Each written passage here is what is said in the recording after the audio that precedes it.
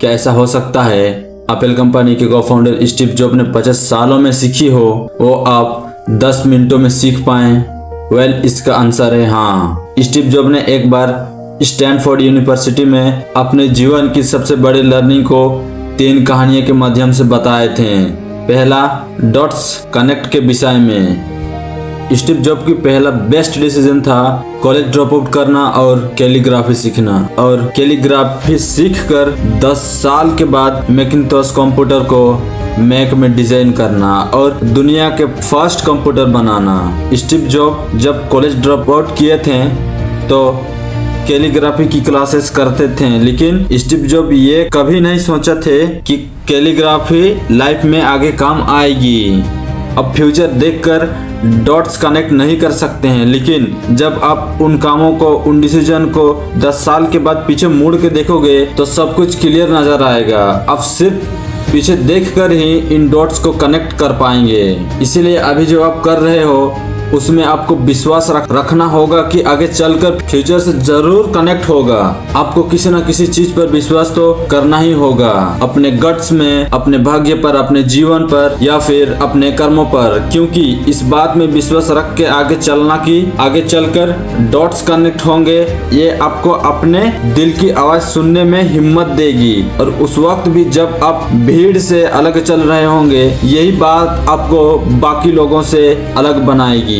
Steve job की पहली कहानी की सबसे बड़ी लर्निंग यह थी कि जो हो रहा है अच्छे के लिए हो रहा है, और अभी आप जो भी काम कर रहे हो वो आगे चलकर आपके किसी न किसी काम जरूर आएगी। बस आप अपने में विश्वास रख कर चलिए।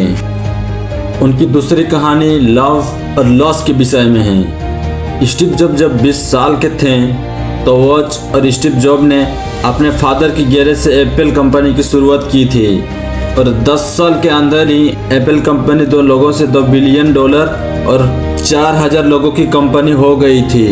फिर 30 साल के बाद खुद की कंपनी ने स्टीव जॉब को निकाल दिया। स्टीव जॉब की जो पूरी लाइफ का एडल्ट फोकस था वो खत्म हो चुका था। एक बारी को स्टीव जॉब ने वैली छोड़ने की स्थिति में आ गए थे, लेकिन कुछ महीनों के बाद उन्हें ये रियलाइज हुआ कि वो जो काम करते हैं उसके लिए अभी भी पैशनेट हैं। भले ही उन्हें खुद की कंपनी से निकाल दिया गया हो, फिर भी वो अपने काम से प्यार करते थे, और उसी प्रेम से स्टीव जॉब ने अगले 5 सालों में नेक्स्ट और पिक्सर जैसे 2 कंपनी खड़ी कर दी। और उस समय एप्पल ने एक अप्रत्याशित कदम उठाते हुए नेक्स्ट को खरीद लिया, और स्टीव जॉब फिर से और एक बार एप्पल में चले गए। कभी कभी जिंदगी आपको इस तरह ठोकर मारती है कि आप एक पब्लिक फेलियर हो, लेकिन आप विश्वास मत खोइए। मैं विश्वास के साथ कह सकता हूँ कि स्टीव जॉब इसीलिए आगे बढ़ते चले क्योंकि वो अपने काम से प्यार करते थे, पैशनेट थे। जितना अपने प्यार को जानना जरूरी है, उतना ही जरूरी है अपने पसंदीदा कामों को खोजना, जिसमें आपको सच में मजा आता हो, एंजॉय करते हो। जिस काम को करते वक्त आपको टाइम का पता बिल्कुल नहीं चलता हो और उसमें आपको बहुत मजा आता हो। स्टीव जॉब इतने सक्सेसफुल इसीलिए हैं क्योंकि उन्हें अपने काम से प्यार था। स्टीव जॉब की तीसरी कहानी डेथ के विषय में थी। स्टीव जॉब जब 17 साल के थे तब उन्होंने एक कोट्स पढ़ी थी, यदि आप हर दिन ऐसे जियो जैसे आपकी ज़िंदगी का आखिरी दिन हो तो आप किसी न किसी दिन सही साबित हो जाएंगे।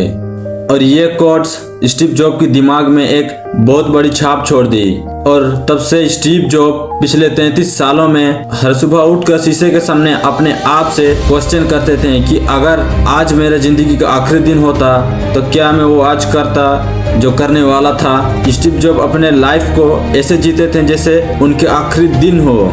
इस बात को याद रखना कि एक ना एक दिन सबको मरना ही है। आपका समय बिल्कुल सीमित है, इसीलिए इसे औरों की जिंदगी जीकर व्यर्थ मत कीजिए। बेकार की सोच में मत फंसिए, अपने जीवन को दूसरों के हिसाब से मत चलाइए, औरों के विचार की शोर में अपने अंदर आवाज को मत दबाइए। और सबसे महत्वपूर्ण यह है कि अपने दिल और सहज बुद्धि की आवाज सुनने का साहस रखिए, क्योंकि वो पहले से ही जानते हैं कि आप वास्तव में क्या बनना चाहते हो। तो अपने पहले दिल और सहज बुद्धि की बात सुनिए।